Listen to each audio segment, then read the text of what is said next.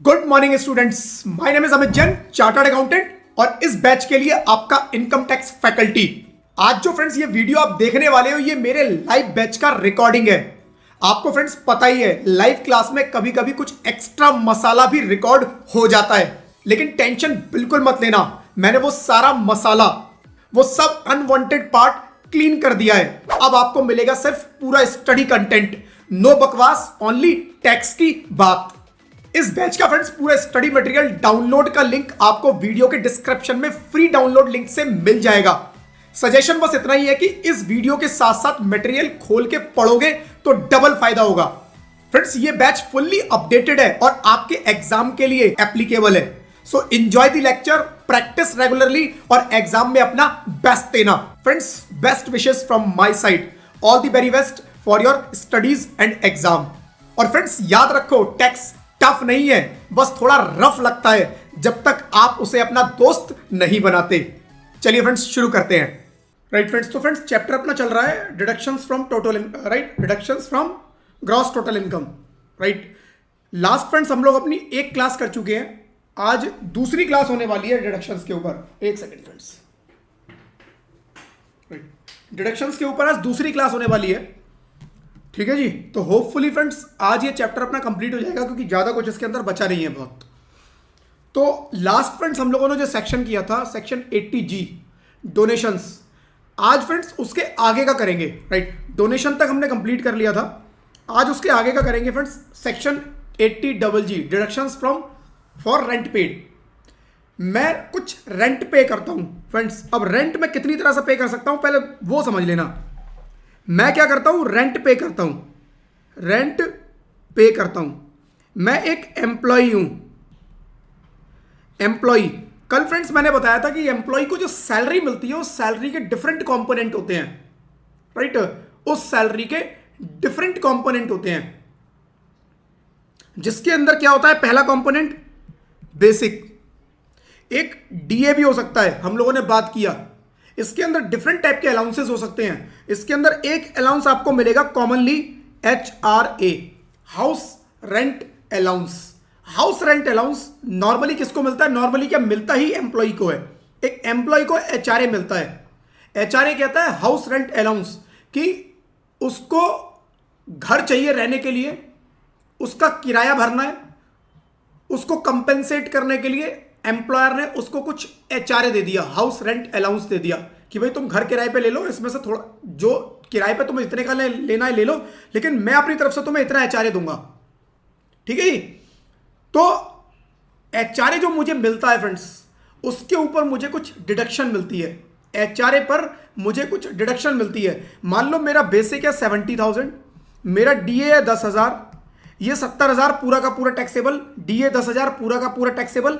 HRA मान लो HRA मुझे मिलता है 20,000 रुपए, ये 20,000 पूरा का पूरा टैक्सेबल नहीं होता, इसमें फ्रेंड्स कुछ छूट मिलती है।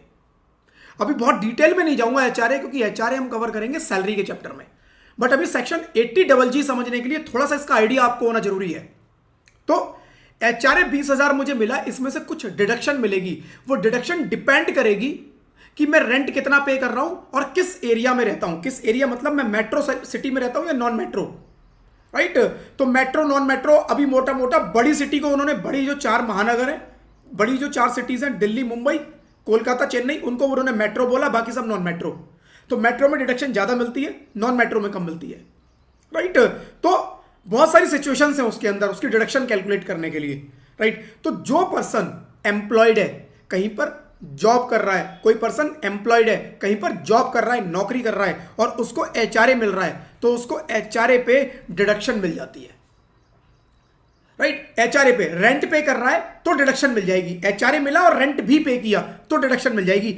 एक दूसरा एम्प्लॉई है, दूसरा एम्प्लॉई है जिसको कोई HRA नहीं मिलता, उसका एम्प्लॉयर उसके बारे में सोचता ही नहीं, वो कहता है आपको जी कोई HRA नहीं मिलेगा, और ये बेचारा रेंट पे कर रहा है, रेंट पे करता है 10,000 रुपए पर मंथ। ये बोलता है जी जिसको HRA मिल रहा है आपने उसको तो छूट दे दी, उसको मिल रहा है तो छूट दे दी, मेरे को कोई HRA नहीं मिल रहा तो क्या मेरे को रेंट पे छूट नहीं मिलेगी। इसको HRA मिल रहा है तो इसको रेंट पे छूट मिल गई, लेकिन मेरे को कोई HRA नहीं पे कर रहा, मेरे को HRA मिल नहीं रहा। राइट, और मैं रेंट पे कर रहा हूं तो मुझे कोई छूट नहीं मिलेगी। तो यहां पर फ्रेंड्स ऐसे लोगों के लिए जिनको कोई एचआरए नहीं मिल रहा, जिनको एम्प्लॉयर कोई एचआरए पे नहीं करता, हाउस रेंट अलाउंस पे नहीं करता, उन लोगों के लिए यह सेक्शन बनाया गया। कौन सा सेक्शन? 80GG। उन्होंने बोला कोई बात नहीं, तुम्हें एचआरए नहीं मिलता तो तुम्हें सेक्शन 80GG में हम छूट देंगे रेंट के ऊपर। जो भी तुम रेंट पे करते हो उसके ऊपर हम छूट देंगे। कितनी? अभी डिसाइड करेंगे। वो कैलकुलेशन है, जैसे एचआरए में भी कैलकुलेशन है। एचआरए ऐसा नहीं मिलता कि जितना आपने रेंट पे किया फ्लैट मिल जाएगा, नहीं, उसकी कैलकुलेशन है, तरीका है, राइट। तो इसका भी एक तरीका है कि 80GG में आपको डिडक्शन कैसे कैलकुलेट करनी है। ठीक है जी। तो जिसको एचआरए पे डिडक्शन मिल गई उसको 80GG नहीं मिलेगा, ये ध्यान रखना बस। जिसको एचआरए पे मिल गई, क्योंकि ये बनाया उन लोगों के लिए है जिनको एचआरए नहीं मिलता और वो रेंट पे कर रहे हैं। जिसको एचआरए मिलेगा, रेंट पे कर रहा है, उसको एचआरए में से डिडक्शन मिल जाएगी। अल्टीमेटली डिडक्शन का मतलब होता है फ्रेंड्स इनकम में से कुछ छूट मिल जाना। एचआरए इसकी इनकम है 20,000, इसमें से कुछ छूट मिल जाएगी, डिडक्शन मिलेगी सैलरी के चैप्टर में। लेकिन जिसका एचआरए नहीं है, रेंट पे कर रहा है, तो अपनी इनकम में से रेंट पे कर रहा है वो, उस पर कुछ छूट मिलेगी 80GG में। तो किसको मिलेगी? ऐसे लोग जिनको कोई एचआरए नहीं मिलता, ऐसे एम्प्लॉय जिनको कोई एचआरए नहीं मिलता, या जो लोग बिजनेस या प्रोफेशन में है। जो बिजनेस प्रोफेशन में है, मेरा खुद का बिजनेस है, तो मेरे को कौन एचआरए देगा? कोई एचआरए नहीं देगा। मैं खुद कमाता हूं, मेरे को कोई एचआरए नहीं देगा, लेकिन मैं रेंट पे करता हूं, तो मैं भी 80GG में आ जाऊंगा। तो 80GG में चाहे वो एम्प्लॉयड है, सेल्फ एम्प्लॉयड हो, चाहे वो कहीं और एम्प्लॉयड हो, यानी जॉब करता हो, वो सब 80GG में आ जाएंगे। बस शर्त इतनी है कि उसको एचआरए ना मिलता हो। ठीक है, ये चीज क्लियर। चलो जी, आ जाते हैं अब section 80GG offers a deduction to individual who incur expense for house rent but do not receive any house rent allowance. उन्हें कोई एचआरए नहीं मिलता, राइट, कोई एचआरए नहीं मिलता उन्हें from their employer. Below are the key conditions. Eligibility under section 80GG is eligible only to individuals. केवल individual को मिलेगा, एचयूएफ को नहीं मिलेगा। Good morning, Jugraj. Good morning, Arvind. Good morning to all of you. Right? The individual should not be receiving any HRA or to be paid with rent-free accommodation by the employer. Right? उसको कोई भी HRA नहीं मिल रहा हो, right? उसको कोई भी HRA नहीं मिल रहा हो, या फिर उसको कोई रेंट फ्री अकोमोडेशन भी नहीं मिल रही। रेंट फ्री अकोमोडेशन का मतलब हुआ, आप सैलरी के चैप्टर में देखोगे फ्रेंड्स, एम्प्लॉयर क्या करता है, कई बार ये एम्प्लॉयर क्या कर सकता है कि अपने एम्प्लॉय को बोलेगा जी HRA नहीं दूंगा, मैं तेरे को घर दे दूंगा रहने के लिए, घर दे दूंगा रहने के लिए। तो उसने उसको उठा के घर दे दिया। जब उसको घर दे दिया तो फिर 80GG किस बात का? उसको भी 80GG है, आप रेंट पे कर रहे हो और आपको डिडक्शन चाहिए। अगर आपको अपने एम्प्लॉयर ने रहने के लिए घर दिया हुआ है तो आप चाहे जहां मर्जी रेंट पे करो, आपको कोई डिडक्शन नहीं मिलेगी 80GG में। 80GG केवल उसके लिए है जिनको कोई एचआरए नहीं मिल रहा, जिनको उसके एम्प्लॉयर ने कोई रेंट फ्री अकोमोडेशन, राइट, रहने के लिए फ्री कोई घर नहीं दिया। ठीक है जी। चलो, property ownership conditions.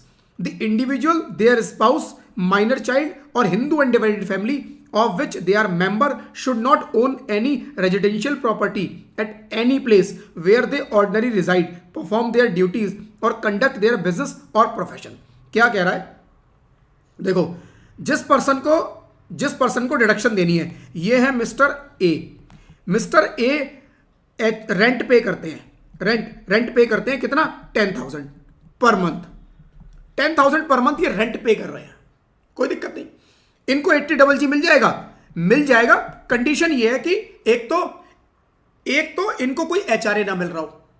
Number 2, mister A की वाइफ, मिस्टर ए के बच्चे, या मिस्टर ए किसी एचयूएफ का पार्ट है। मिस्टर ए किसी एचयूएफ का पार्ट भी हो सकते हैं, एचयूएफ के मेंबर हो सकते हैं। तो इस एचयूएफ के पास अपना कोई घर ना हो जहां पर मिस्टर ए नॉर्मली रहता है, काम करता है, यानी कि एचयूएफ का या उसकी वाइफ का घर है, खुद का घर है, तो वो कह रहे हैं फिर किस चीज का रेंट?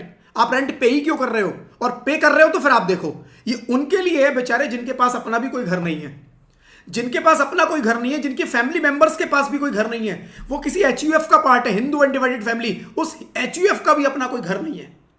ये कह रहे हैं उनको देंगे, मतलब मजबूर लोगों को देंगे, कुल मिला के मजबूर लोगों को देंगे। ठीक है जी। चलो, तो यही लिखा हुआ था यहां पर। However, the individual may own a house in another location, provided it is not self-occupied, such a house can be either rented out और वेकेट। कह रहा है उसका अपना कहीं और घर हो सकता है। मैं जॉब करता हूं, मैं काम करता हूं दिल्ली में, राइट, मेरा घर है मुंबई में। क्या मैं 80GG क्लेम कर सकता हूं?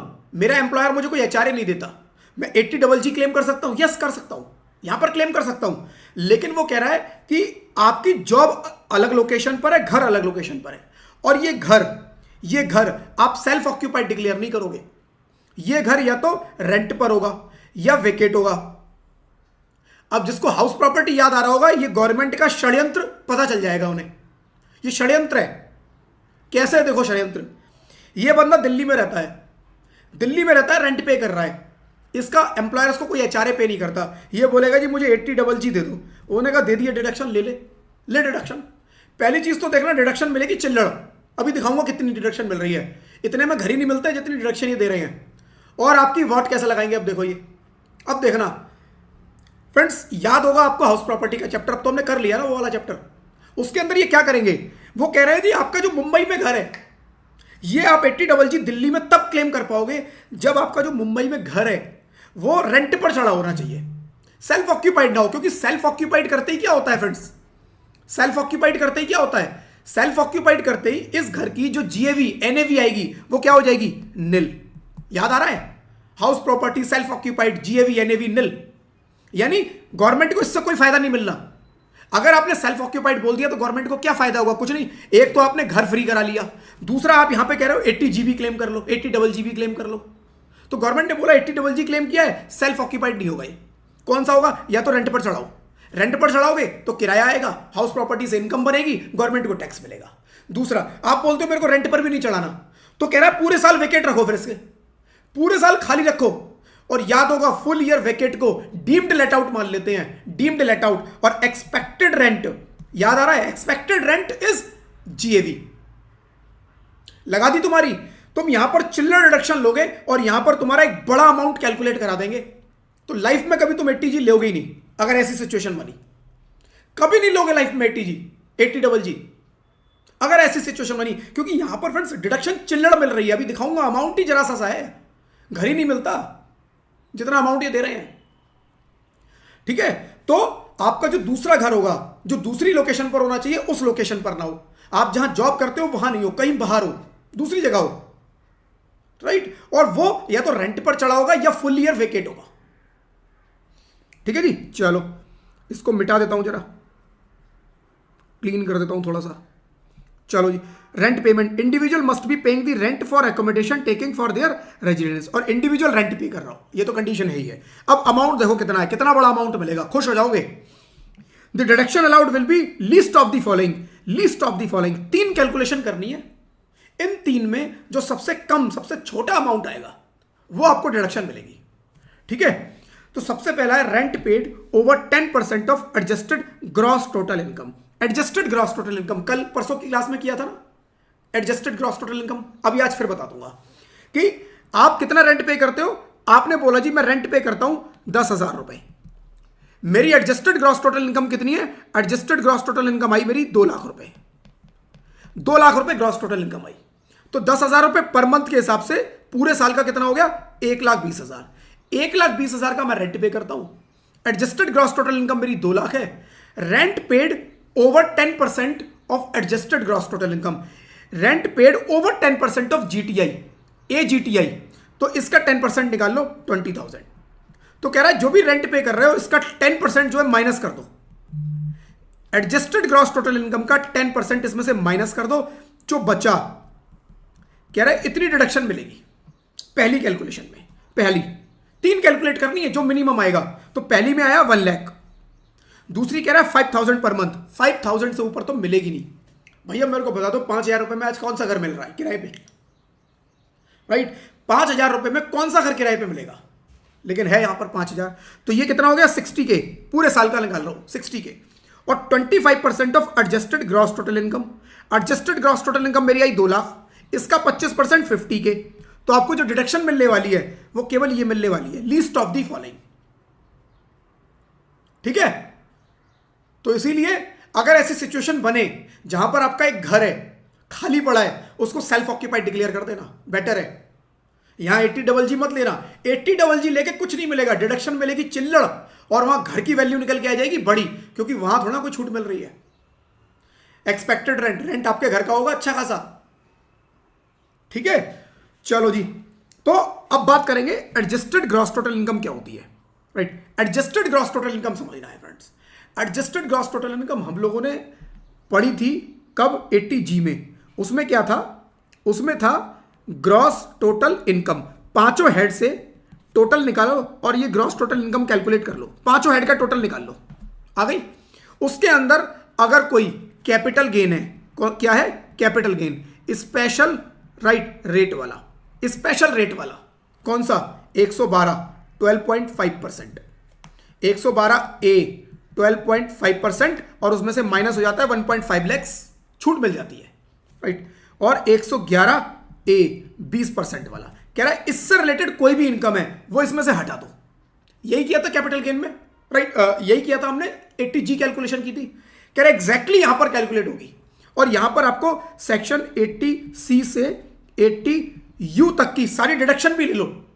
सेम किया था 80G की कैलकुलेशन में, 80C से 80U तक की सब डिडक्शन ले लो, लेकिन इसमें से 80G छोड़ देना, G को मत दे, क्योंकि G के लिए तो कैलकुलेशन हो रही है।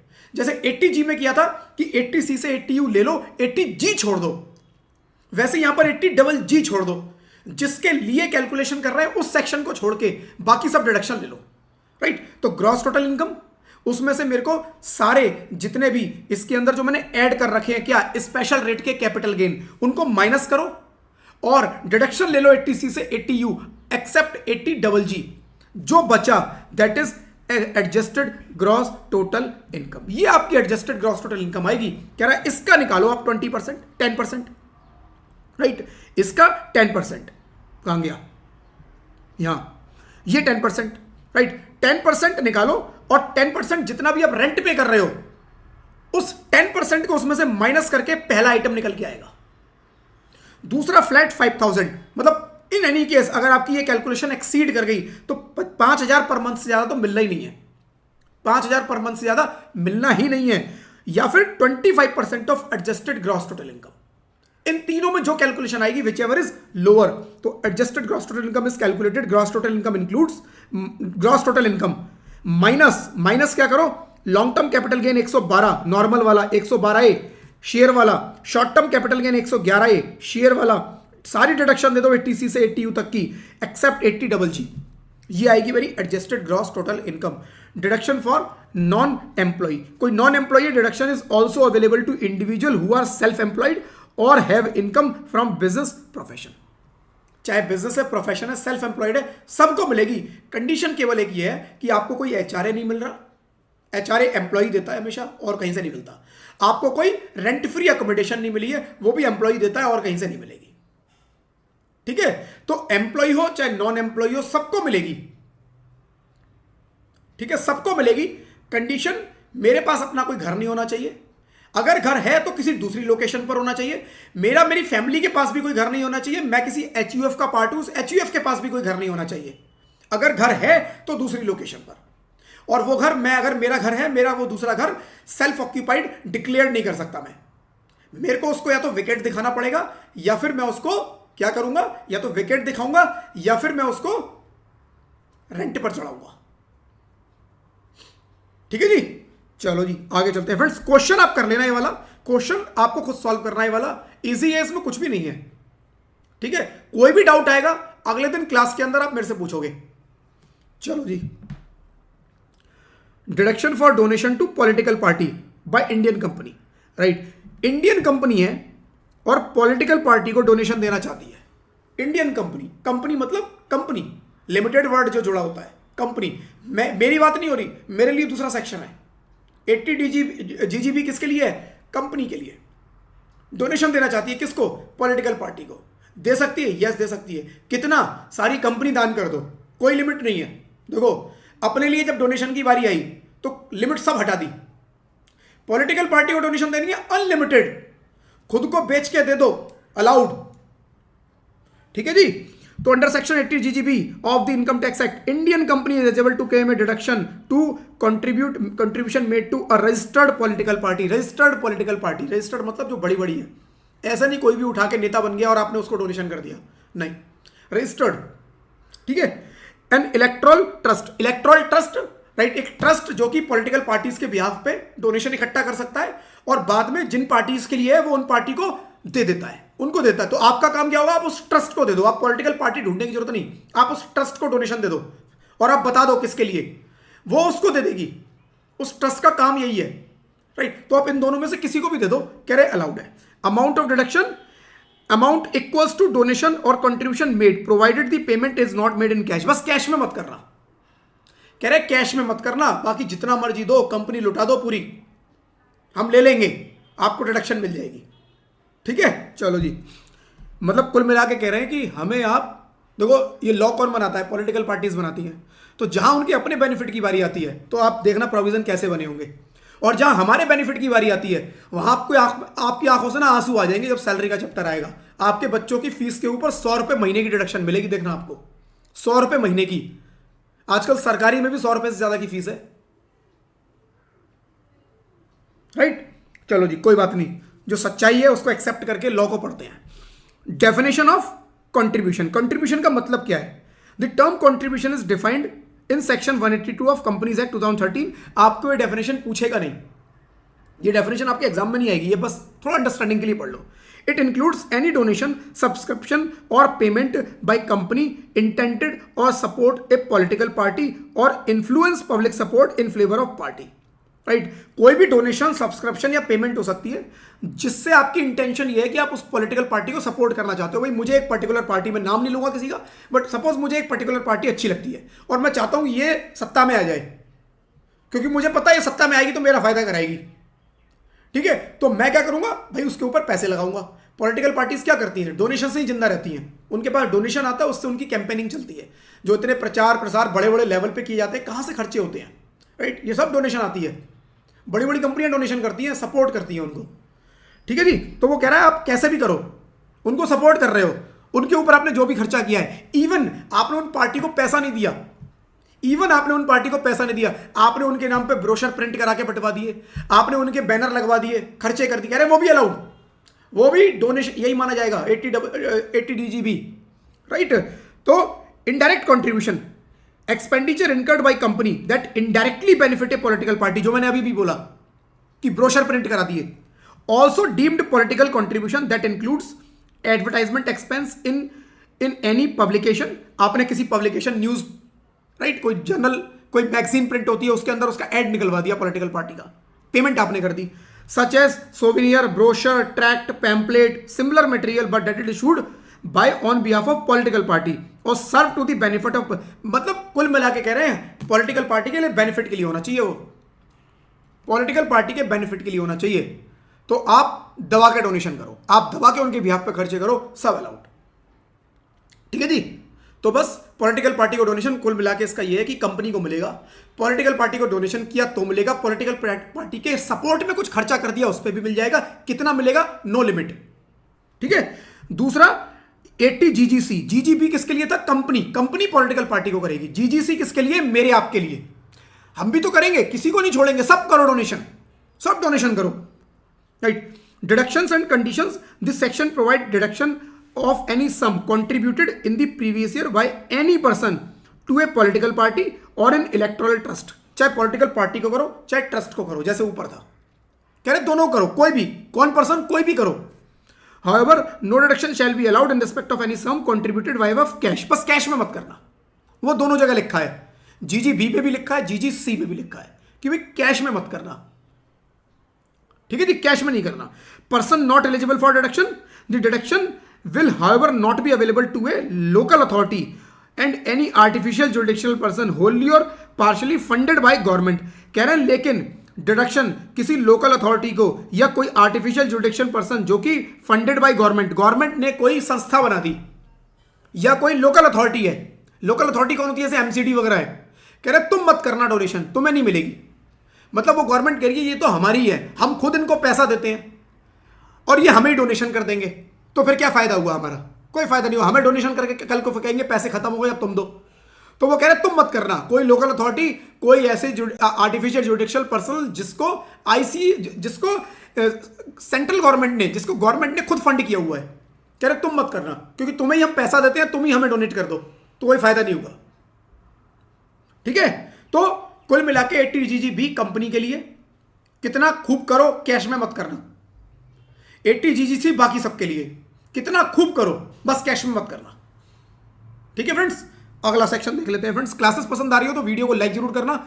चैनल पे अगर आप लोग नए हैं तो चैनल को सब्सक्राइब जरूर कर देना, नोटिफिकेशन बेल पे भी क्लिक करना, सो दैट फ्यूचर के सारे वीडियोस के नोटिफिकेशन, जो लाइव सेशंस होंगे, लाइव क्लासेस होंगे, उनके नोटिफिकेशन, या फ्यूचर में और भी कुछ सेशंस प्लान होंगे, उनके नोटिफिकेशन आप लोगों तक पहुंच पाए। एंड फ्रेंड्स, आपके कुछ फ्रेंड्स हैं जो इन फ्री क्लासेस में इंटरेस्टेड है, तो आप उनको भी इसका लिंक शेयर कर सकते हैं। चलिए जी, अब आता है फ्रेंड्स 80JJAA, जो थोड़ा सा समझने वाला है। क्या है फ्रेंड्स समझने वाला? देखो, 80JJAA याद करो, 3 सेक्शन जो परसों की क्लास में मैंने बताए थे कि 3 सेक्शन जो डिफॉल्ट टैक्स रिजीम में अलाउड होंगे, जिसमें से एक हमने 80CCD(2) ऑलरेडी कर लिया। 80CCD(2) गवर्नमेंट की जो पेंशन स्कीम, गवर्नमेंट जो उसमें कंट्रीब्यूट करेगी उस पर आपको डिडक्शन मिलेगी। 80CCH(2) अग्निवीर स्कीम, गवर्नमेंट जो कंट्रीब्यूट करेगी उसमें आपको डिडक्शन मिलेगी। ये डिफॉल्ट टैक्स रिजीम में अलाउड थी। तीसरी डिडक्शन जो डिफॉल्ट टैक्स रिजीम वाली है वो और आ गई लो, राइट। तो ये जो 3 है डिफॉल्ट टैक्स रिजीम में, केवल ये 3 मिलने वाली हैं, चौथी और कोई है ही नहीं। अगर ऑप्शनल टैक्स रिजीम का क्वेश्चन आएगा तो सब मिलेंगी। अगर आपका क्वेश्चन आ गया ऑप्शनल टैक्स रिजीम, तो 80C से लेकर 80U तक की चैप्टर 6 से की सारी डिडक्शंस अलाउड है। लेकिन अगर डिफॉल्ट टैक्स रिजीम का क्वेश्चन आ जाए तो केवल ये 3 डिडक्शन है, 80DD, 80 क्या कहते हैं 80CC, 80CCD(2), 80CCH(2) और 80JJAA। ठीक है, 3 डिडक्शन अलाउड है, राइट। चलो जी, तीसरी डिडक्शन जो अब कवर करेंगे फ्रेंड्स, तीसरी डिडक्शन अब कवर करेंगे 80JJAA। किसको मिलेगी फ्रेंड्स? थोड़ा सा थ्योरी समझ लो इसकी। किसको मिलेगी?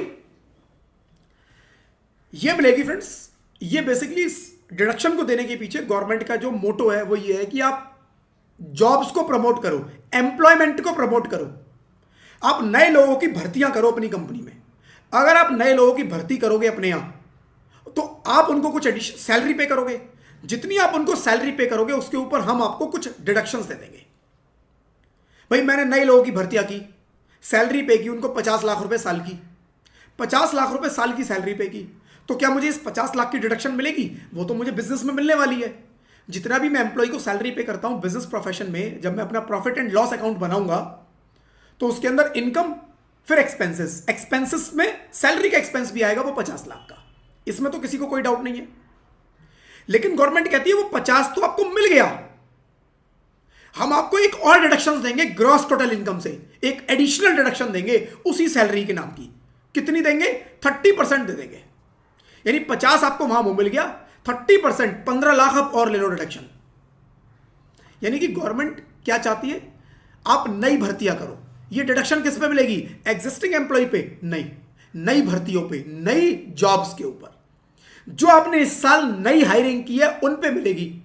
आपने इस साल नई हायरिंग की, उनको 50 लाख पे किया, उस पे आपको 15 लाख की एडिशनल मिलेगी।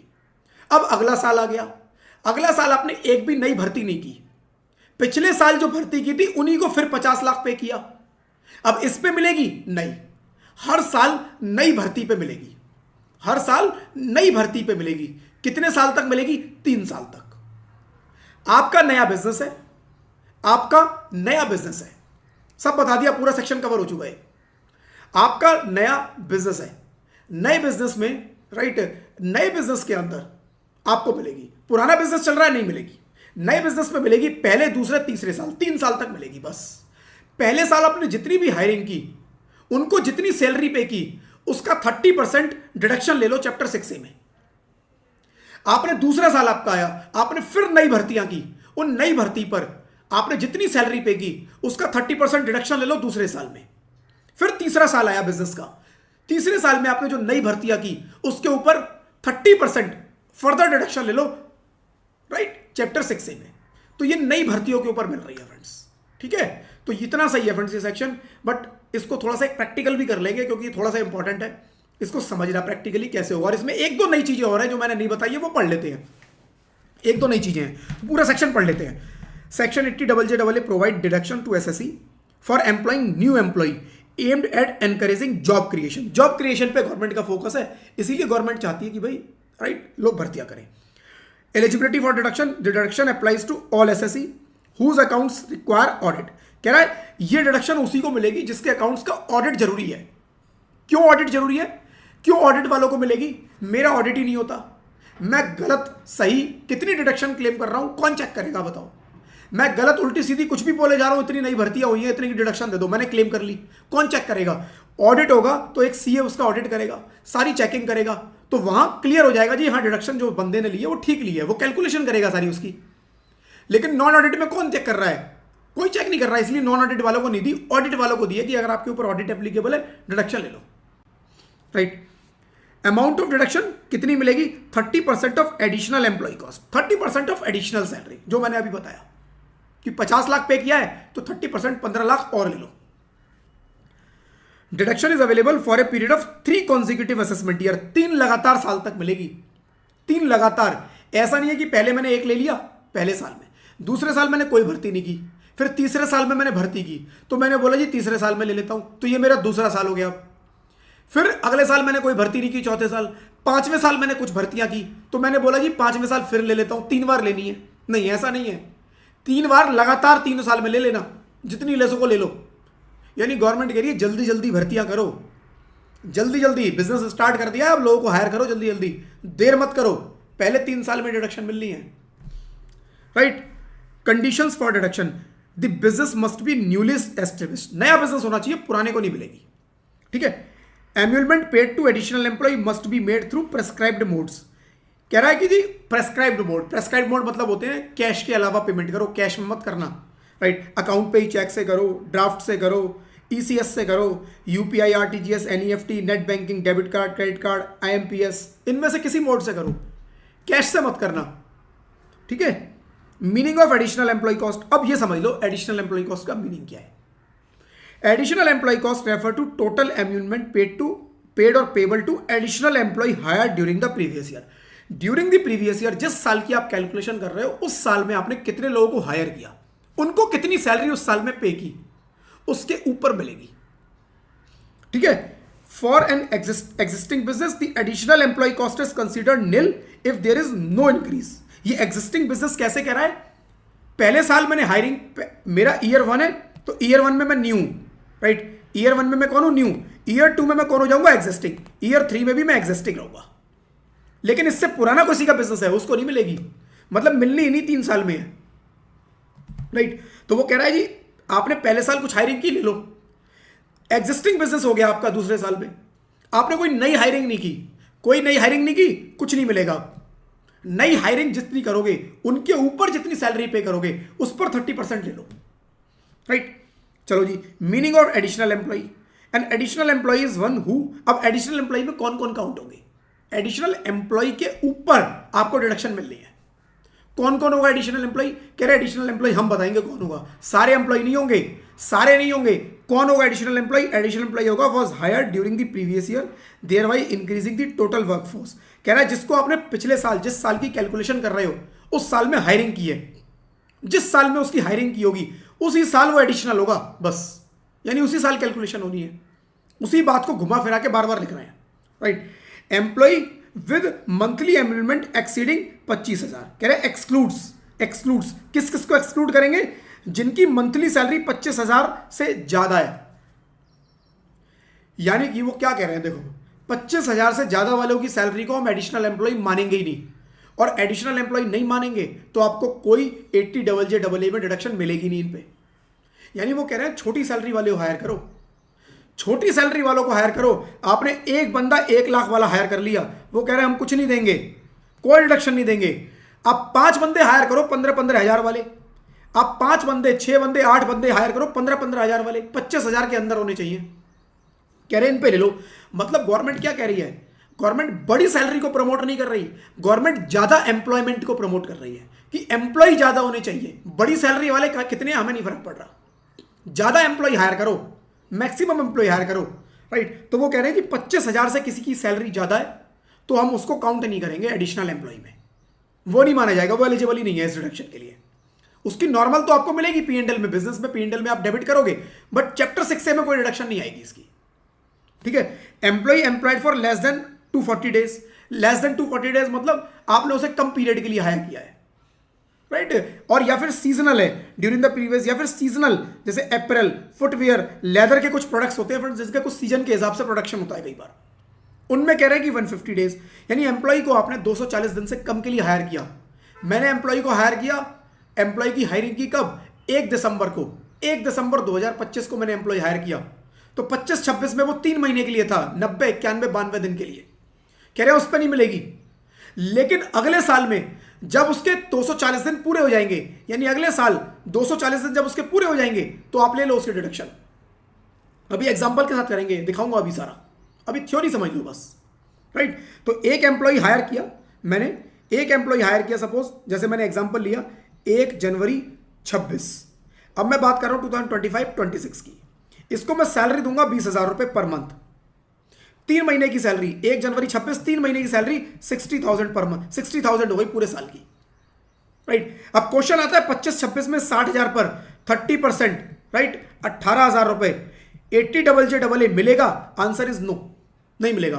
क्यों? क्योंकि ये एम्प्लॉय का हायर किया 1 जनवरी 26, कितने दिन होते हैं जिन, टोटल होते हैं 92 डेज, 92 नहीं 90 डेज बनेंगे, 90 डेज 90 दिन, फरवरी 28 दिन की है, राइट, 90 दिन। वो कह रहे हैं आपने 240 दिन से कम के लिए रखा है इसको, लेकिन ये एम्प्लॉय अब अगले साल भी काम करेगा 2026-27 में, पूरे साल काम करेगा। कह रहा है कोई बात नहीं, अगले साल इसके 240 दिन हो जाए, अगले साल 240 दिन हो जाए, अगले साल में पूरे साल इसको कितनी सैलरी पे करोगे? वो कहता है 20,000 के हिसाब से इंटू 12, कितनी? 2,40,000। कह रहा है 240 का 30% ले लेना, पूरा ले लेना, जिसकी इस साल ना ले पाओ उसकी अगले साल में ले लेना, कोई दिक्कत नहीं है, क्योंकि टाइम पीरियड कम पड़ गया, राइट। कई बार मैं लेट हायरिंग करता हूं, कोई जरूरी थोड़ी ना है कि मैं साल के शुरू में सारी हायरिंग कर लूं, कुछ बीच में भी होती है, कुछ ईयर के एंड में भी हायरिंग होती है। तो कह रहा है जिसका टाइम पीरियड 240 दिन से इस साल कम है उसकी अगले साल ले लेना, अगर अगले साल 240 दिन पूरे हो जाए। लेकिन अगर इंडस्ट्री किससे रिलेटेड है, अप्रैल कपड़े वगैरह बनाती है, फुटवेयर जूते लेदर के प्रोडक्ट्स बनाती है, तो उनके केस में 150 डेज, उसमें 150 डेज देखना है, क्योंकि उनमें कुछ सीजन का हिसाब रहता है, राइट। तो उनमें शॉर्ट टर्म हायरिंग खूब होती है, तो वहां दिन कम करती है। Employ not participating, employ not participating in the recognised provident fund. अच्छा एक सेकंड, इसको मिटा देता हूं जरा, इसको मिटा दूं यहां से, हाँ। तो एक्सक्लूड्स की बात कर रहे थे, किन किन को नहीं मिलेगी सैलरी? जिसकी 25,000 से ज्यादा है वो एलिजिबल नहीं है, जिसको 240 दिन से कम के लिए, या सीजनल है तो 150 दिन से कम के लिए हायर किया, वो भी एलिजिबल नहीं है एम्प्लॉय कैलकुलेशन में। और employ not participating in recognise, जो पीएफ फंड में पार्टिसिपेट नहीं कर रहा, पीएफ फंड में पार्टिसिपेट नहीं कर रहा, मतलब जब भी आप फ्रेंड्स कहीं जॉब करोगे ना, तो एक लिमिट के बाद क्या होता है, एक लिमिट के बाद एम्प्लॉयर को रजिस्ट्रेशन करवाना पड़ता है पीएफ एक्ट में, पीएफ एक्ट में। और उसमें क्या होता है, मोटा मोटा बताता हूं, जो आपने देखा भी था कि एम्प्लॉयर एम्प्लॉय की सैलरी का कुछ परसेंटेज, जैसे 12% था, आपने पढ़ा था 12% शॉर्ट में, कि 12% कंट्रीब्यूट करेगा इस पीएफ फंड में उसके फ्यूचर के लिए, और एम्प्लॉय भी 12% करेगा, एम्प्लॉयर भी 12% करेगा फ्यूचर के लिए। तो कह रहा है कोई इस फंड के लिए पार्टिसिपेट ही नहीं कर रहा, कोई इसमें कह रहा है मैं तो इसमें करूंगा ही नहीं, राइट। तो जहां पर ये पार्टिसिपेट नहीं कर रहा एम्प्लॉय यानी पीएफ फंड में कवर नहीं हो रहा, एम्प्लॉय पीएफ के लिए कुछ कंट्रीब्यूट नहीं कर रहा है, कह रहा है वो भी इसमें कवर नहीं होंगे, मतलब पीएफ में भी फ्यूचर भी सिक्योर करो। तो गवर्नमेंट का टारगेट क्या है, छोटी सैलरी वालों को हायर करो, ज्यादा दिन के लिए हायर करो, और साथ में पीएफ में भी पार्टिसिपेट करो, पीएफ क्योंकि आपके फ्यूचर के लिए है। तो जो लोग इसमें नहीं करेंगे, जो लोग ये कंडीशन नहीं करेंगे पूरी, वो एलिजिबल नहीं है, बाकी सब एलिजिबल है, ठीक है। If employ initially employed for less than 240 days और 150 डेज एज एप्लीकेबल, कंप्लीट 240 और 150 इन दी सक्सीडिंग ईयर, इस साल 240 150 दिन नहीं हो पाए, अगले साल में हो गए, तो कह रहे हैं they are deemed employed in the succeeding year, कह रहा है वो अगले साल में ले लो, अगले साल में हम एम्प्लॉयड मान लेंगे और अगले साल में क्लेम कर लो, and the deduction will be available accordingly, और उसी हिसाब से डिडक्शन मिल जाएगी, ठीक है। The SSC must obtain a certificate from chartered accountant. कह रहा है डिडक्शन लेने के लिए आपको एक सीएसए सर्टिफिकेट लेना पड़ेगा फॉर्म नंबर 10 डीए में। सीएसए फॉर्म 10 डीए में, अब उस 10 डीए में सीए क्या लिख के देगा, वो पूरा दिखाएगा, वो पूरी कैलकुलेशंस करेगा कि भैया ये बंदा एलिजिबल है नहीं है, सेक्शन के हिसाब से जो कंडीशन से पूरी हुई है नहीं हुई है, इसका कितना बनता है, उतना ही क्लेम किया है, वो पूरा बताएगा उसके अंदर, राइट। तो ऐसा नहीं अपने मन से, आपका ऑडिट मैंडेटरी होता है और आपको फिर भी ऑडिट तो कराना ही है, साथ में आपको सीएसए सर्टिफिकेट भी लेना है अलग से, राइट। तो ये सब कंडीशंस अगर पूरी होंगी तो आप 80JJAA में एलिजिबल हो। 80JJAA के लिए आप डिडक्शन क्लेम कर लो। अब एक क्वेश्चन के थ्रू समझ लेते हैं, देखो बिल्कुल क्लियर हो जाएगा। Mister Rohan is manufacturer of house hold goods in A factory located in Delhi and commenced his business on 1 अप्रैल 2025। 1 अप्रैल 2025 को उसने बिजनेस शुरू किया है and he employed 120 new workman during the previous year 25-26 will include. कह रहा है 120 नए लोगों को हायर किया है उसने। कौन कौन से, कह रहा है 20 एम्प्लॉय को हायर किए 30,000 रुपए पर मंथ के हिसाब से। अब याद करो उसके अंदर कंडीशन थी कि 25,000 से ज्यादा वालों के लिए हायर करोगे तो वो एलिजिबल नहीं है, तो ये एलिजिबल नहीं है, भूल जाओ इसे। 25,000 से ऊपर की सैलरी निकली, भाग छोड़ दो। 40 वर्कर हायर किए हैं 1 अप्रैल 25, इनकी सैलरी नीचे लिखी है अलग। 35 वर्कर हायर किए हैं 1 मई 25 को और 25 वर्कर हायर किए हैं 5 अक्टूबर को 25 को, यानी ड्यूरिंग द ईयर 25-26 ये सारी हायरिंग हुई है, जिसमें से ये एलिजिबल नहीं है। इन 2, 3, 4 का अभी हम देखते हैं क्या है salary. Computer deduction 80JJ if mister Rohan for assessment year 26-27 if wages paid to each worker मतलब वर्कर ये इनको 3,000 रुपए पर मंथ के हिसाब से पे कर रहे हैं। 3,000 रुपए पर मंथ 25,000 के अंदर है, यस अलाउड, यस। तो ये भी एलिजिबल और ये भी एलिजिबल, तीनों eligible. During the year hire किया है, 240 दिन पूरे हो रहे हैं। 240 दिन जी 1 अप्रैल को हायर किया, यानी पूरे साल हायर किया, 365 दिन हो जाएंगे, डन, 240 हो गए। 1 मई को हायर किया है, 1 मई का मतलब क्या हो गया, 365 में से 30 दिन कम कर दो, राइट। 1 महीना ही तो कम हुआ, 1 अप्रैल का, अप्रैल के 30 दिन हटा दो तो 335 दिन यहां पे भी बन जाएंगे। कह रहा है ये भी एलिजिबल। 5 अक्टूबर को हायर किया, इसके फ्रेंड्स 240 दिन पूरे नहीं होंगे, तो अभी इस साल ये एलिजिबल नहीं है, ये अगले साल एलिजिबल हो जाएगा। तो देखो कैलकुलेशन इस साल की देख लो। कह रहे जी डिडक्शन निकालो, 20 एम्प्लॉई 30,000 रुपए पर मंथ के हिसाब से, नो डिडक्शन, कोई एलिजिबिलिटी नहीं है, राइट। 40 वर्कर, 40 जो ये वाले थे, देखो ये वाले 40 और ये 35, ये 1 अप्रैल को किए, ये 1 मई को किए, तो 40 जो 1 अप्रैल को किए, 40 की 12 महीने की 3,000 के हिसाब से सैलरी निकाल लो, 14,40,000, ये एडिशनल सैलरी में काउंट हो जाएगी, ये एलिजिबल है, राइट। फिर 35 वर्कर 1 मई को हायर किए, तो 35 की सैलरी निकलेगी 11 महीने के हिसाब से, 3,000 रुपए पर मंथ के हिसाब से, तो 35 × 11 × 3,000 1155। और जो 5 अक्टूबर को हायर किए वो 240 दिन ही पूरे नहीं कर रहे, तो इनको छोड़ दो, राइट। तो इनको भी एलिजिबिलिटी नहीं है। तो टोटल जो आया वो आया 25-95 का 30% 80JJ में अलाउड हो जाएगा, JJAA में।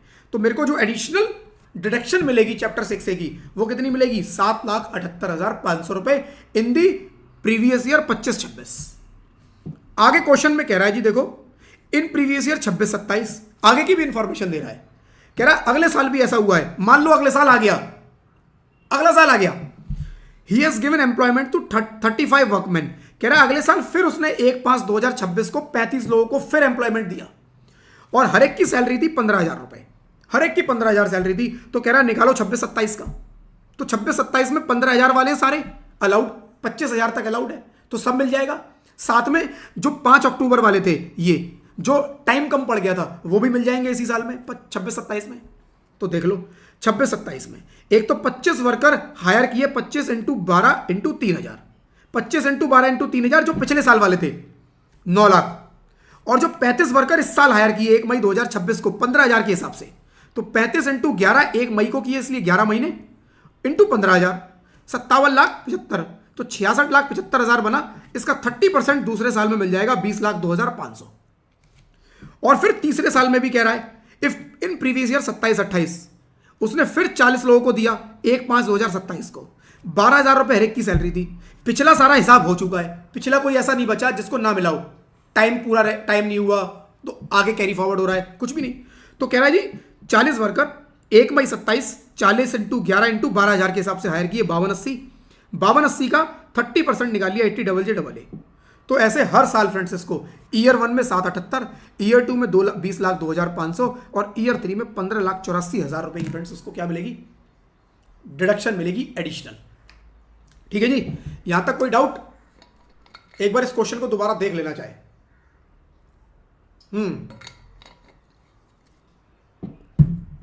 अगली डिडक्शन है friends 80 QQB, deduction for royalty income of authors. Royalty income of author कौन होता है? जो बुक लिखते हैं।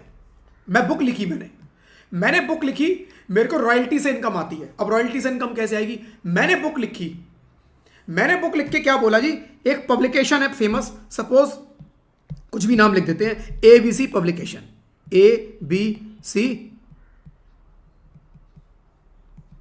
ABC publication.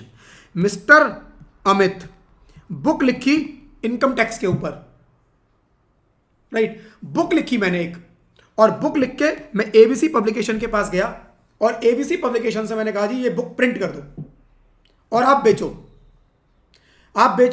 बेचेंगे जी। अब फ्री में तो मैं उसको बुक दूंगा नहीं। इसने बोला जी क्या लोगे? 2 तरीके हैं पेमेंट करने के। अब ये मेरे को 2 तरह से पे कर सकता है। नंबर 1, इसने बोला जी 10 लाख रुपए इकट्ठा ले लो, जितनी भी बुक बिकेंगी वो हम देख लेंगे, जितना भी प्रॉफिट आएगा सब हमारा। तो ABC पब्लिकेशन कह रहा है जी मिस्टर ए से कि जितनी भी बुक बिकेंगी मैं आपको 10 लाख रुपए रॉयल्टी देता हूं, आज ही देता हूं। कितनी बुक बिकेंगी, कितना प्रॉफिट होगा आपकी बुक पे, आप छोड़ दो, सब जाने दो। दूसरा तरीका, मैंने बोला जी ऐसे नहीं चलेगा, मुझे पता है बहुत बिकेंगी, तो मैंने इससे एग्री किया जी मेरे को तो परसेंटेज चाहिए, परसेंटेज ऑफ सेल। तो ये परसेंटेज ऑफ सेल पे कर देगा, जो भी एग्री होगा। बट तरीके ये 2 ही होंगे। पहला लम सम पेमेंट, ये होती है लम सम पेमेंट कि लम सम में 10 लाख रुपया पे कर दिया, बात खत्म। 10 लाख, 5 लाख, 3 लाख, 2 लाख, 1 करोड़, 2 करोड़, जितना था पे कर दिया। दूसरा परसेंटेज ऑफ सेल, जब मुझे ये पता होगा सेल अच्छी निकलेगी तो मैं क्या करूंगा, कोशिश करूंगा परसेंटेज ऑफ सेल पे चले जाऊं। और जब मुझे लगेगा कि कम बिकेगी तो मैं कोशिश करूंगा यार लमसम में कुछ मिल जाए, मैं अपना प्रॉफिट लेके साइड में हूं, बाकी ये देखेगा अपने आप, प्रॉफिट हो रहा है लॉस हो रहा है सब ABC पब्लिकेशन देखता रहेगा, मुझे कोई टेंशन लेने की जरूरत नहीं है। बट दोनों में से कुछ भी एक अरेंजमेंट हो सकते हैं, राइट। तो दोनों ही क्या है, रॉयल्टी, दोनों रॉयल्टी है, बट दोनों के केस में थोड़ा सा डिफरेंट प्रोविजन है, बस ये ध्यान रखना। बता देता हूं, who can claim and how much, कह रहा है रेजिडेंट इंडिविजुअल को मिलेगी। रेजिडेंट इंडिविजुअल यानी कोई नॉन रेजिडेंट है उसको नहीं मिलेगी, हम अपने लोगों को देंगे जो हमारे यहां रेजिडेंट है, राइट। रेजिडेंट इंडिविजुअल को मिलेगी, कितनी मिलेगी, अप टू 3 लाख। कह रहा 3 लाख से ज्यादा की नहीं मिल सकती डिडक्शन। मेरे पास रॉयल्टी आई 10 लाख रुपए की लमसम में, तो मुझे डिडक्शन केवल 3 लाख की मिलेगी। ऐसा नहीं है पूरी की पूरी ले लूं, मेरे पास रॉयल्टी आई 2 लाख रुपए तो 2 लाख की मिलेगी, रॉयल्टी आई 3 लाख की तो 3 लाख की मिल जाएगी, रॉयल्टी आई 5 लाख की तो 3 लाख की मिल जाएगी, रॉयल्टी आई 2 लाख की तो 2 लाख की मिलेगी, राइट। फिर इसमें क्या कह रहा है, the deduction is either the actual amount earned from authoring books और 3 lakh which ever is lower. 3 lakh और जो या फिर बुक्स जो भी है उसमें से जो भी कम होगा वो मिल जाएगी। एक सेकंड फ्रेंड्स होल्ड कीजिएगा, राइट। तो फ्रेंड्स मुझे क्या मिलेगी, रॉयल्टी मिलेगी, कितनी मिलेगी, 3 लाख तक मैक्सिमम। किसको मिलेगी, रेजिडेंट इंडिविजुअल को, रेजिडेंट इंडिविजुअल को मिलेगी, right. What type of income is qualified, अब इनकम कितनी तरह की, लमसम पेमेंट और रॉयल्टी, दोनों तरह से वो रॉयल्टी है। लमसम मतलब इकट्ठा मैंने 10 लाख पकड़ लिया, रॉयल्टी मतलब मैंने बोला जी 12% जितनी भी सेल होगी, 10%, 15%, 20%, जितना भी मेरा एग्री हुआ उतनी मुझे मिल जाएगी। कह रहा है दोनों पे मिल जाएगी, बट बुक कौन सी होनी चाहिए, बुक होनी चाहिए it should be book of literacy, artistic, scientific in nature. मतलब टेक्स्ट बुक जो होती है स्कूल की उन पे नहीं मिलेगी, गाइड्स वगैरह बनती हैं उन पे नहीं मिलेगी, राइट। कमेंट्रीज या मैगजीन वगैरह या न्यूज़पेपर या सिमिलर टाइप की जो पब्लिकेशन होते हैं इन पे नहीं मिलेगी, कह रहे बाकियों पे मिल जाएगी, कोई दिक्कत नहीं है, ठीक है। How is the deduction calculated, कह रहा डिडक्शन कैसे कैलकुलेट होगी, royalty is not received as lump sum, it can not be more than 15% of the book sale in year, the limit doesn't apply if royalty is lump sum payment for the full right of the book. क्या कह रहा है देखो समझ लो, 15% वाली बात समझ लो। 15% वाली बात ये कह रहा है, देखो जी मेरी बुक प्रिंट हो रही है ABC, राइट, ABC पब्लिकेशन के साथ। ABC पब्लिकेशन ने एग्री किया मेरी बुक प्रिंट करेगा, मैंने उसको बोला जी मेरे को रॉयल्टी पे करना। कितनी रॉयल्टी पे करोगे, मेरे को रॉयल्टी पे करो जी, मैंने बोला जी रॉयल्टी मेरे को 10 लाख रुपए पे करो। कह रहे 10 लाख रॉयल्टी, ठीक है ले लो। इस 10 लाख में से 3 लाख रुपए मुझे मिल जाएगा और 7 लाख पे मेरे को जो है टैक्स देना पड़ेगा।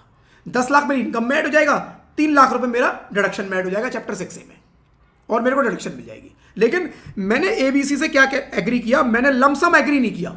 मैंने इसको बोला जी मेरे को 20% सेल का देना, 20% सेल का देना। सेल हो जाती है जी मान लो 50 लाख रुपए की। अब 50 लाख का 20% कितना बना? 50 लाख का 20% बना 10 लाख। वो कह रहे हैं 10 लाख एलिजिबल नहीं है, 10 लाख कैलकुलेशन के लिए नहीं माना जाएगा। कह रहे हैं 15% से ज्यादा होना ही नहीं चाहिए, मैक्सिमम 15%, मैक्सिमम 15%, मतलब 15, 50, 7.5 लाख रुपए कैलकुलेशन के पर्पज से काउंट होंगे। ये 7.5 लाख रुपए कैलकुलेशन के पर्पज से काउंट होंगे। 7.5 में से 3 की डिडक्शन ले लो आप। देखो फर्क क्या आएगा, फर्क ये आएगा, मान लो 15 लाख रुपए या मान लो 18 लाख रुपए, 18 लाख की सेल हुई। अब इस एग्जांपल में समझो, 18 लाख रुपए की सेल हुई, 18 लाख की सेल पे मैंने अग्री किया जी 20%, तो कितना मेरे को कमीशन आएगा, कितना रॉयल्टी आएगी? 3,60,000 रुपए, 3,60,000 रुपए मेरा रॉयल्टी पे होगी।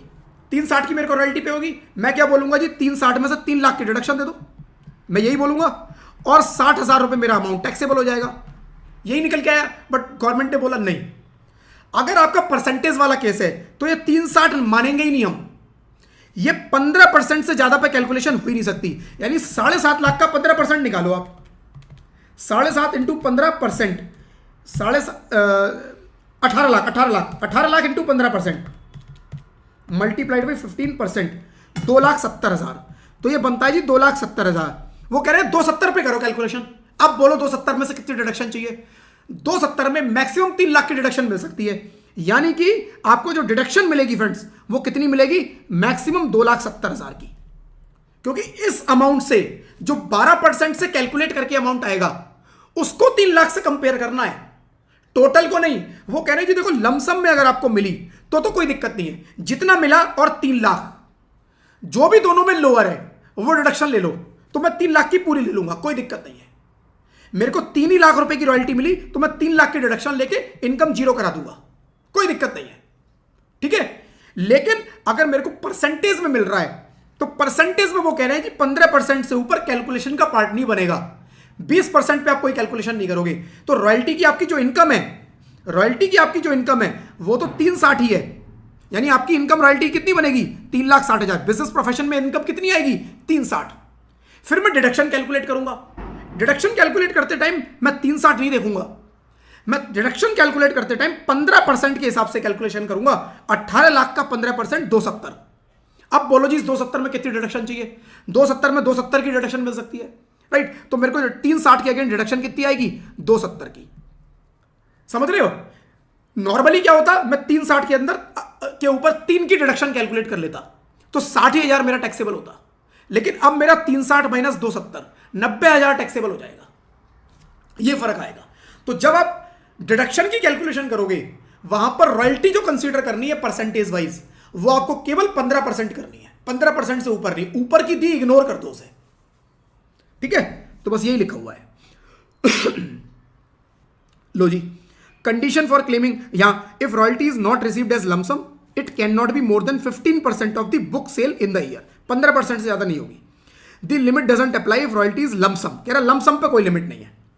Condition for claiming deduction, certificate requirement, कह रहा है एक सर्टिफिकेट आपको अरेंज करना पड़ेगा। जिसने आपको रॉयल्टी पे की है वो एक फॉर्मेट में सर्टिफिकेट देगा, जी मैंने इस कैलकुलेशन के हिसाब से इतनी रॉयल्टी पे की है, क्योंकि वो हमें कैलकुलेशन चाहिए, वो डिपार्टमेंट मांग रहा है, ठीक है। इनकम फ्रॉम आउटसाइड इंडिया, कह रहा आउटसाइड इंडिया से पेमेंट हुई है, बाहर से, कह रहा बाहर से भी ले सकते हो रॉयल्टी। मैंने इंडिया में बुक पब्लिश नहीं करवाई, मैंने इंडिया की कोई बाहर का पब्लिकेशन था, इंडिया के बाहर यूएसए फेमस पब्लिकेशन, वो छापना चाहता है यूएसए में मेरी बुक, मैंने कहा छाप दो, मेरे को रॉयल्टी मिलेगी। कहां से आएगी? यूएसए से। वो कह रहे हैं अगर आपको बाहर से रॉयल्टी आ रही है ले लो, कोई दिक्कत नहीं है, लेकिन जो वो रॉयल्टी आएगी ना, वो कन्वर्टेबल फॉरेन एक्सचेंज में इंडिया में आनी चाहिए, कन्वर्टेबल फॉरेन एक्सचेंज में इंडिया में आनी चाहिए। इसका मतलब क्या हुआ? और with in 6 months from the end of the financial year.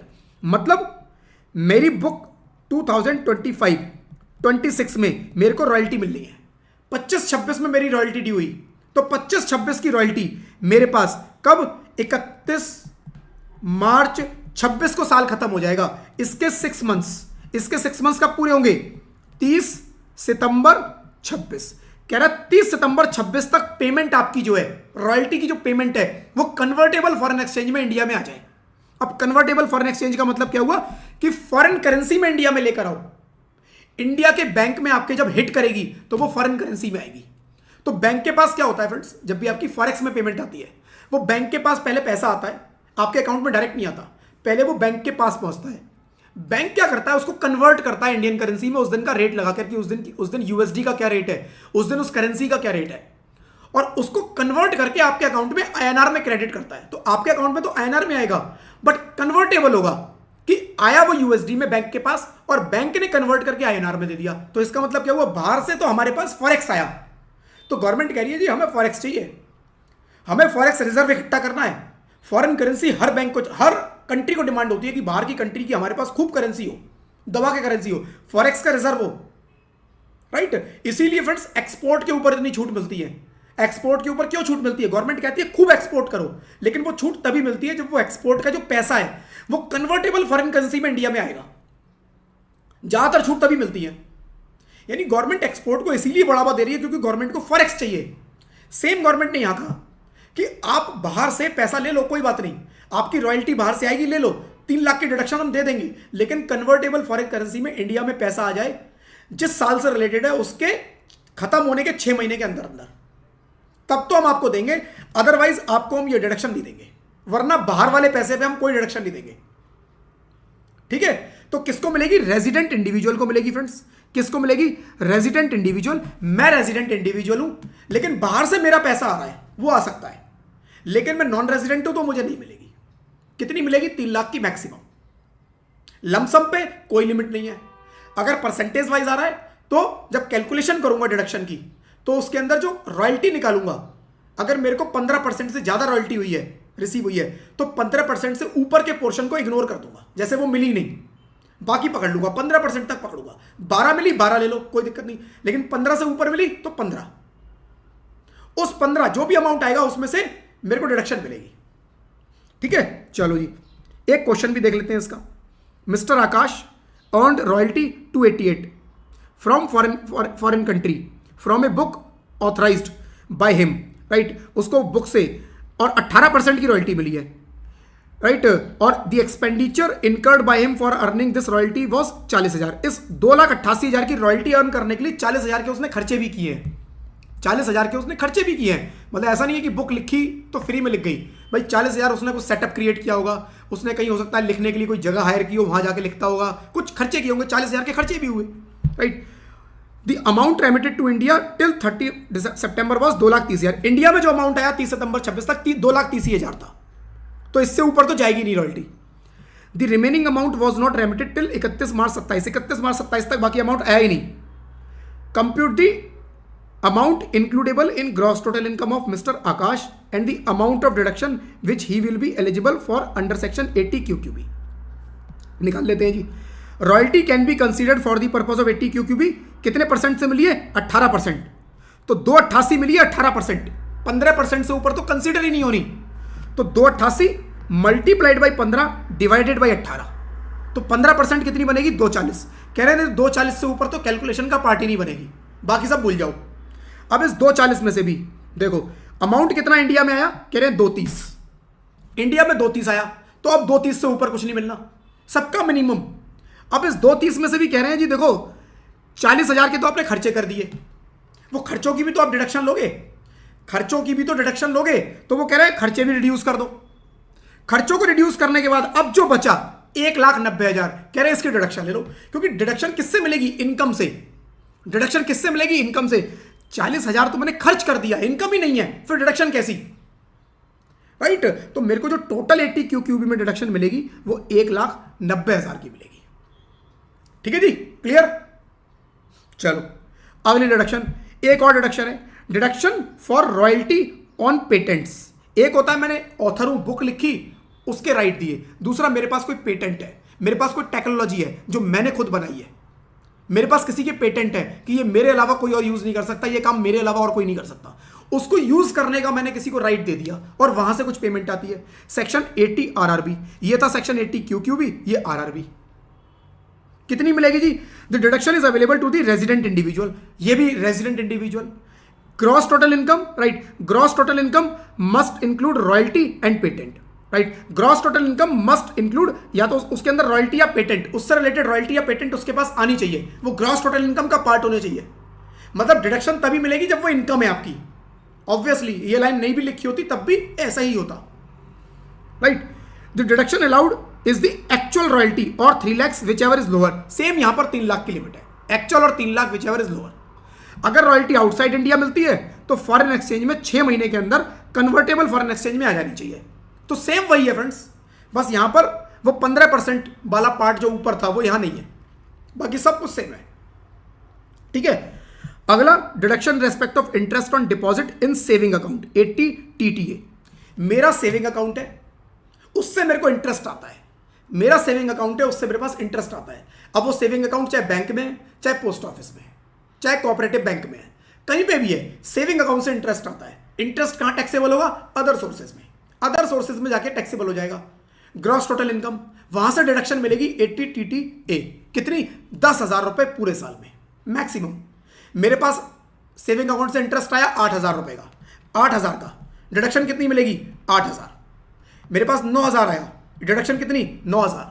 मेरे पास 12,000 आया, डिडक्शन कितनी? 10,000। Deduction maximum 10,000। मेरे पास 15,000 आया, डिडक्शन मेरे को कितनी मिलेगी? 10,000। 15,000 मेरी इनकम में ऐड होगा, 10,000 नीचे मेरे को ग्रॉस टोटल इनकम से डिडक्शन मिल जाएगी। बस यही है। इंडिविजुअल और HUF दोनों को मिलेगी, राइट, 10,000 तक मिलेगी। Interest earn saving bank account, bank, cooperative societies या पोस्ट ऑफिस, कहीं से भी इंटरेस्ट आए। लेकिन ये सीनियर सिटीजन हो तो नहीं मिलेगी, सीनियर सिटीजन के ऊपर एप्लीकेबल नहीं है। सीनियर सिटीजन के ऊपर सेक्शन 80 TTB एप्लीकेबल है, 80 TTA बाकी सबके लिए, 80 TTB सीनियर सिटीजन के लिए, क्योंकि सीनियर सिटीजन को अमाउंट ज्यादा दिया है। देखो यहां ध्यान देना, यहां पर किस पर मिल रहा है? सेविंग पर, केवल सेविंग की बात हो रही है। यह FD RD की कोई बात नहीं हो रही। अगर आपने FD करवाई, इंटरेस्ट मिला, डिडक्शन मिलेगी? नहीं, केवल सेविंग पर, केवल सेविंग अकाउंट पर। लेकिन 80 TTB में सीनियर सिटीजन को दी गई, किस पर? चाहे FD हो, RD हो, सेविंग हो, कुछ भी हो, सेविंग अकाउंट, टाइम डिपॉजिट और एनी अदर डिपॉजिट कोई भी हो, कितनी? 50,000 तक की मिल जाएगी। 50 सीनियर सिटीजन को एक्स्ट्रा बेनिफिट दिया गया, लेकिन उनको बोला जी सेक्शन 80 TTA नहीं मिलेगा आपको। ऐसा मत करना कि 50,000 यहां भी क्लेम कर लो और 10,000 यहां भी क्लेम कर लो, नहीं। जो सीनियर सिटीजन है उनको यहां मिलेगी 80 TTB में। सीनियर सिटीजन मतलब जिस साल की कैलकुलेशन कर रहे हैं उस साल में उसने अपने 60 साल पूरे कर लिए या 60 साल से ज्यादा का है, ठीक है, तो उनको यहां मिल जाएगी। तो यह बस ध्यान रखना फ्रेंड्स, 80 TTA केवल सेविंग पे मिलता है, नॉन सीनियर सिटीजन्स को मिलता है, और 80 TTB सीनियर सिटीजन्स को मिलेगा और हर तरह के डिपॉजिट पे मिलेगा 50,000 रुपए तक, ठीक है। तो ये हो गया जी, छोटे छोटे सेक्शन है फ्रेंड्स, इसको पढ़ना है, याद कर लेना है। देखो थोड़ा थोड़ा आपको 2-3 बार इनको पढ़ना पड़ेगा, समझने का इसमें बहुत ज्यादा कुछ है नहीं। और एक फ्रेंड्स आता है हमारा सेक्शन 80U। 80U क्या है फ्रेंड्स? सेक्शन 80U है मेरा कि कोई पर्सन फिजिकली हैंडीकैप है, फिजिकली डिसेबल्ड है। तो जो मैंने शुरू में भी आपको कोट किया था कि 80U हमारा आएगा लास्ट में सेक्शन, राइट। हमने एक डिडक्शन देखी थी कि पर्सन जो इनकी देखभाल करता है उसको हमने कुछ डिडक्शन दी थी, परसों की क्लास में किया था कि जो पर्सन 80U में डिसेबिलिटी है, कोई पर्सन डिसेबल है जो 80U में कवर होता है, मैं उसकी देखभाल कर रहा हूं तो मेरे को उसके ऊपर डिडक्शन मिलती है। अब 80U उस पर्सन को क्या डिडक्शन मिलेगी 80U में, वो भी देख लेते हैं। Eligibility and deduction amount, the deduction is available only to the resident who are disabled, जो कि खुद डिसेबल है। ये उसको मिल रही है जो खुद डिसेबल है। जो हमने पहले पढ़ी थी वो किसको मिली थी? मैं उस डिसेबल्ड पर्सन की देखभाल करता हूं तो मुझे मिल रही है, मैं नहीं हूं, मैं उसकी देखभाल करता हूं। अब अगर मैं ही डिसेबल हूं तो क्या होगा? For individual with disability deduction 75,000 कह रहे हैं, फ्लैट 75,000 की ले लो। हमें एक्चुअल देखना ही नहीं, फ्लैट 75। किसी बंदे का एक हाथ नहीं है, पैर नहीं है, इस तरह के डिसेबल्ड लोग होते हैं, राइट। तो उनको प्रॉब्लम्स का सामना करना पड़ता है, उनकी लाइफ हम लोगों की तरह नॉर्मल नहीं होती, राइट। थोड़े से उनके स्ट्रगल हमसे ज्यादा होते हैं, तो उनको एक्स्ट्रा बेनिफिट दिया गया। और सीवियर डिसेबिलिटी है, सीवियर डिसेबिलिटी क्या है? 80% से ज्यादा डिसेबिलिटी है तो 1,25,000। सीवियर डिसेबिलिटी 1,25,000, डिसेबल को 75,000, ये डिडक्शन है बस, ठीक है। और मेडिकल सर्टिफिकेट आपको लगाना पड़ेगा। मेडिकल सर्टिफिकेट मेडिकल अथॉरिटी से आपको अपने पास रखना पड़ेगा। जब भी मैं बोलूं लगाना पड़ेगा मतलब अपने पास रखना है, कभी भी अथॉरिटी आपसे मांग सकती है। ठीक है जी। For a person with disability, mister A total income 7 lakh, salary से है, 50,000 रुपए इन्वेस्ट किया है एनएससी में, right. Certificate in case he can claim reduction 50,000 under section 80C and 75,000 under section 80U। 75,000 80U में तो मिल ही जाएगा, पर्सन डिसेबल है, उसमें खर्चा नहीं देखना, इन्वेस्टमेंट नहीं देखनी। और सीवियर डिसेबिलिटी है तो 1,25,000, सिंपल। ठीक है। और एक फ्रेंड्स अपना आज का last section, section 10A, section 10AA। 10AA किसको मिलेगा फ्रेंड्स? देखो मोटा मोटा फंडा बता देता हूं। सेक्शन 10AA मिलेगा जो लोग एक नया बिजनेस, जो लोग बिजनेस शुरू करते हैं कहां पर? SEZ यूनिट में, special economic zone. Special economic zone तो गवर्नमेंट क्या करती है फ्रेंड्स, कुछ एरिया कई बार डिक्लेयर कर देती है स्पेशल इकोनॉमिक जोन। ऐसा नहीं है कोई भी एरिया, गवर्नमेंट ने जिसको स्पेशल इकोनॉमिक जोन डिक्लेयर किया है कि भैया ये स्पेशल इकोनॉमिक जोन है, उस जोन में क्या होता है, जो भी बिजनेस स्टार्ट करेगा, ज्यादातर सारे एक्सपोर्टर होते हैं। एक्सपोर्टर वो एक्सपोर्ट करते हैं माल को, इंडिया में सेल नहीं करते, वो डोमेस्टिक सेल नहीं करते, एक्सपोर्ट। तो उनको ये बेनिफिट दिया कि अगर आप SEZ में ऑपरेट कर रहे हो तो हम आपको टैक्स में बेनिफिट देंगे।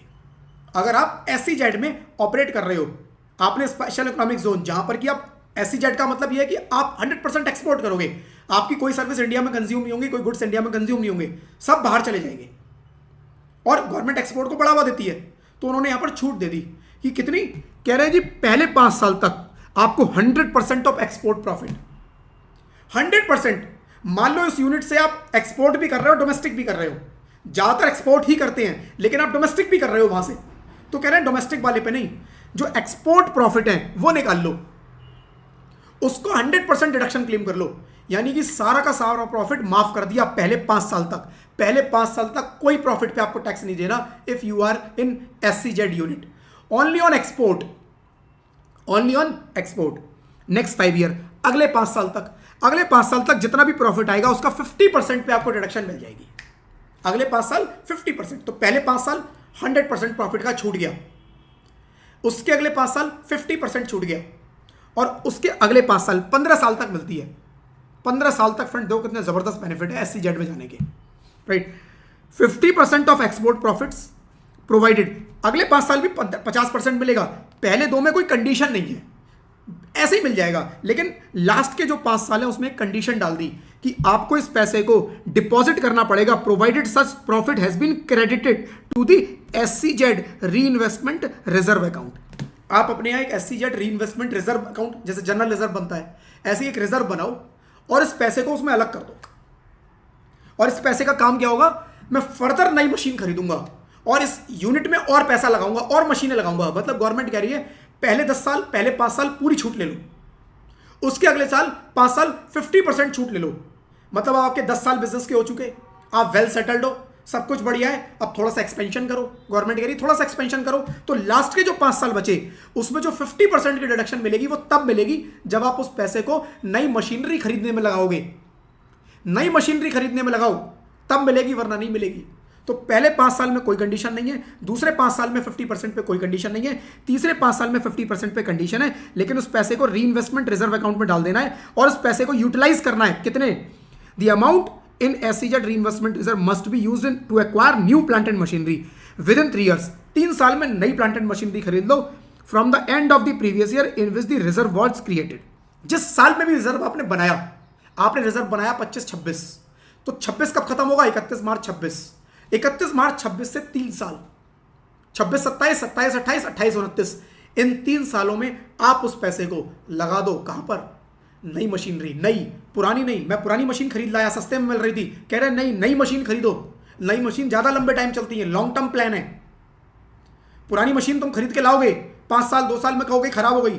हमारा प्लान लॉन्ग टर्म है, तुम इस यूनिट को लॉन्ग टर्म चलाओ, right. It is if it is not use in 3 years taxable in, 3 साल में आप उस पैसे को यूज नहीं कर पाए, चौथे साल में वो टैक्सेबल हो जाएगा, इनकम में ऐड कर देंगे, right. Until acquisition reserve can be utilized for business purpose and not for dividend। कह रहा है 3 साल के लिए आपने रिजर्व बनाया है, 3 साल में आप मशीन कभी भी खरीद लो, अब वो पैसा खाली थोड़ी ना पड़ा रहेगा। कह रहा है उस पैसे को यूज करना है कर लो, कोई दिक्कत नहीं, बिजनेस के लिए यूज करना है, बिजनेस के लेन देन करने कर लो, लेकिन उसमें से डिविडेंड मत बांटना। क्योंकि डिविडेंड बांटने का मतलब है पैसा खत्म, लुटा दिया तुमने शेयर होल्डर्स को बांट दिया, अब तुम पे बचा ही नहीं। बिजनेस में यूज करोगे तो जाएगा आएगा, बिजनेस में सर्कुलेशन में रहेगा, बिजनेस में ही रहेगा, लेकिन डिविडेंड का मतलब बिजनेस से बाहर हो गया वो। तो आप उस पैसे को 3 साल तक, जब तक मशीन नहीं खरीद पा रहे तब तक यूटिलाइज कर लो बिजनेस के लिए, राइट, बट उससे डिविडेंड नहीं बांटोगे। ठीक है जी।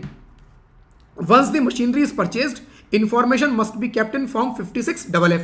फॉर्म 56FF में आपको इंफॉर्मेशन रखनी है जी, कब खरीदी, कितने की खरीदी, कैसे खरीदी, सारी डिटेल उसकी मेंशन करनी है, कि रिकॉर्ड मेंटेन करना है कि जी देखो इतने टाइम में हमने मशीन खरीद ली। And amount misused it will be taxable in the year of misuse. अगर आपने 3 साल में इन्वेस्ट ना करके मिसयूज कर लिया, अगर 3 साल में आपने यूज नहीं किया तो चौथे साल में टैक्सेबल, 3 साल में मिसयूज कर लिया तो जिस साल में मिसयूज किया उस साल में टैक्सेबल। अब मिसयूज कैसे होगा? गवर्नमेंट ने मना किया भाई डिविडेंड मत बांटना, तुमने उठा के उस पैसे से डिविडेंड बांट दिया, मिसयूज हो गया, टैक्सेबल हो जाएगा। ठीक है जी। Calculation of export profit, export profit की कैलकुलेशन कैसे होगी? कह रहे हैं export profits is equal to profit of business, जो भी बिजनेस का प्रॉफिट है उसमें एक्सपोर्ट टर्नओवर से मल्टीप्लाई करो और टोटल टर्नओवर से डिवाइड कर दो। अगर 100% एक्सपोर्ट होगा तो एक्सपोर्ट टर्नओवर भी उतनी होगी, टोटल टर्नओवर भी उतनी होगी, तो जितना भी प्रॉफिट है वो सारा एक्सपोर्ट का बन जाएगा। लेकिन मान लो आपकी नॉर्मल टर्नओवर भी है, डोमेस्टिक भी है, तो उसमें एक्सपोर्ट टर्नओवर से मल्टीप्लाई करो, टोटल टर्नओवर इंक्लूडिंग डोमेस्टिक वाली से डिवाइड करो, तो प्रॉफिट जो आ जाएगा वो एक्सपोर्ट का आ जाएगा। कह रहे हैं बस उस पर छूट ले लो। डेफिनेशन ऑफ एक्सपोर्ट टर्नओवर वही है कि कन्वर्टेबल फॉरेन एक्सचेंज में इंडिया में आ जाना चाहिए from the end of the previous year. वो सेम वही है कि प्रीवियस ईयर जब खत्म होगा उसके 6 महीने के अंदर, तो 31 मार्च 26 तक का पैसा 30 सितंबर 2026 तक इंडिया में कन्वर्टेबल फॉरेन एक्सचेंज में आ जाना चाहिए, क्योंकि गवर्नमेंट का प्लान ही वही है भैया, एफएक्स चाहिए, इसीलिए छूट मिल रही है इतनी जबरदस्त, वरना नहीं दे रहे। और आपने अपनी रिटर्न टाइम से फाइल कर दी है। Return of income with in prescribed section 139(1) बताता है कि रिटर्न कब तक फाइल होगी। तो नॉन ऑडिट 31 जुलाई और ऑडिट वाले 31 अक्टूबर, ये है, राइट। तो जनरली ये सारे केसेस ऑडिट वाले ही होते हैं 31 अक्टूबर। आपको टाइम से अपनी रिटर्न भी फाइल कर देनी है, ऐसा नहीं कि रिटर्न फाइल नहीं कर रहे, रिटर्न डिले कर दी। ये सब टाइम से, प्रॉपर बुक्स, प्रॉपर सब टाइम से होना चाहिए तुम्हारा। डिडक्शन ले लो, कोई दिक्कत नहीं। ठीक है जी। एग्जाम्पल देख लेते हैं इसका एक, जैसे mister Y furnishes you following information for the year 31/3/26। Total turnover unit A located in SCZ। SCZ में यूनिट ए है जिसकी टर्नओवर 100 लैक्स की है। फ्रेंड्स ये अमाउंट लैक्स में है, लिख लेना lakhs. Profit of business unit A, इस यूनिट ए का जो प्रॉफिट है वो 30 लाख का है। Export turnover of unit A received in India in convertible foreign exchange before 30/9, कह रहा है 50 लाख रुपए, इस 100 लैक्स में से 50 लाख फॉरेन एक्सचेंज में इंडिया में रिसीव हो चुके हैं, तो एक्सपोर्ट टर्नओवर ये 50 लाख की मानी जाएगी जितना रिसीव हो गया। एक यूनिट बी भी है उसकी, जो कि डोमेस्टिक टेरिफ एरिया, मतलब डोमेस्टिक सेल करती है, DTA, वो 200 लैक्स की है। और प्रॉफिट ऑफ यूनिट ऑफ भी 20 लैक्स के, यहां से इसके 20 लैक्स के प्रॉफिट भी हैं। तो वो कह रहा है compute deduction 10AA, assuming that mister Y commenced operation in SCZ and DTA in the year 2021 में उसने बिजनेस शुरू किया है। कहां पर? राइट, उसने 2021 में अपना बिजनेस शुरू किया, SCZ में भी और DTAA में भी। तो DTA का हमें कुछ नहीं देखना, डोमेस्टिक वाले का कुछ नहीं देखना, हमें देखना है स्पेशल इकोनॉमिक जोन का। कब शुरू किया? 2021 में। तो पहली डिडक्शन उसने कब ली होगी? 2021 में। दूसरी कब ली होगी? 21-22, 22-23, 23-24, 24-25 और अब चल रहा है 25-26, यानी 25-26 छठा साल हो गया। 25-26 कौन सा साल हो गया? छठा साल, यानी छठा साल हो गया। इसका मतलब पहले 5 साल में ये 100% वाली तो ले चुका होगा, तो ये नहीं मिलेगी। अब छठा साल आ गया, छठे साल में कौन सी मिलेगी? 50%।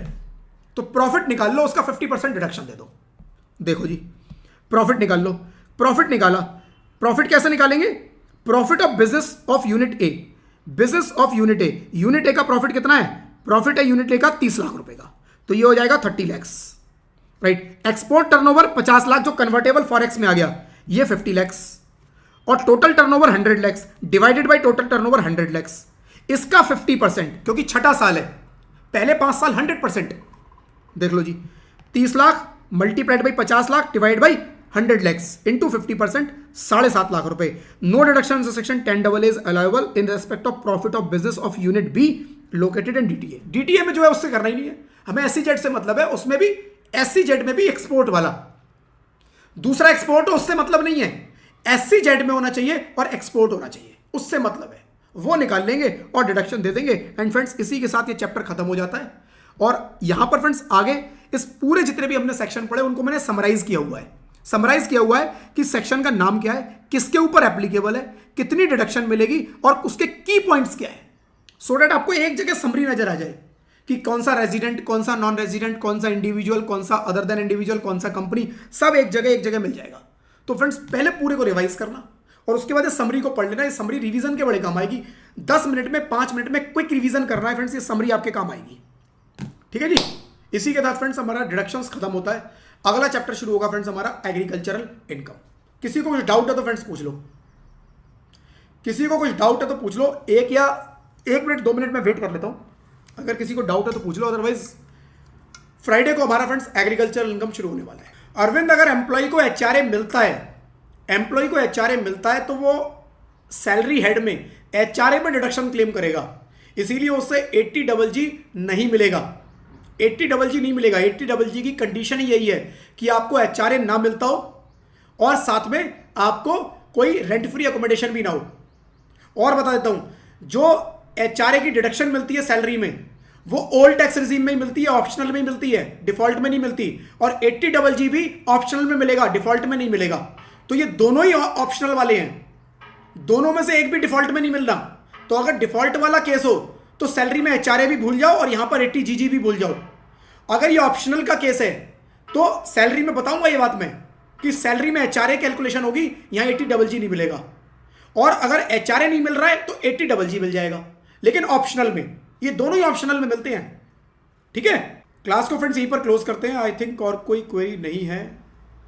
आई थिंक अरविंद आपकी क्वेरी कंप्लीट हो गई होगी, आपकी क्वेरी क्लियर होगी। ठीक है, चलिए friends, thank you friends, thank you, bye bye.